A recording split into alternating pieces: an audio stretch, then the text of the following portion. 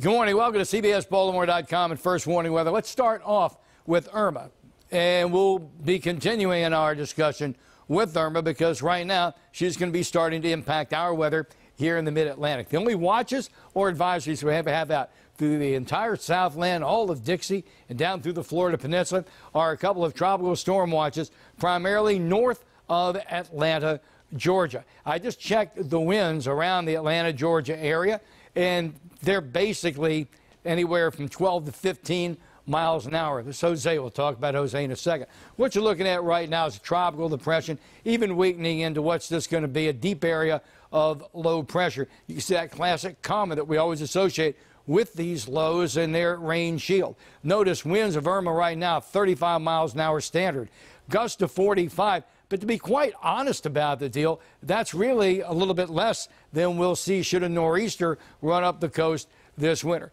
But here's generally where Irma is right now. We'll lodge over the western Tennessee Valley, and the spaghetti modeling does agree. We'll just kind of sit there and stew around for a while. Then the broad remnants will head up through the Ohio Valley and toward us. And the effects on us are going to be really negligible at best, to be quite honest about the deal. Right now, it's a warm and humid start today with about 59 degrees and that 57-degree dew point in the area. I want to show you some temps around. Coming out of the overnight, we're in the upper 50s. It's about 4 to 11 degrees warmer right now than this time yesterday. And weather watchers that checked in pretty much agree with that, 5 to 11 degrees warmer. And that's even with this cloud deck, welcome Irma. There it is right there. That's a northeastern cloud shield of Irma hanging over the area at this time. So it's not even like we've got a solar kick to get us that warm. It's just the air is now moving up from where it is, warm and humid. Generally speaking, winds are light and variable. But if you had to give a direction,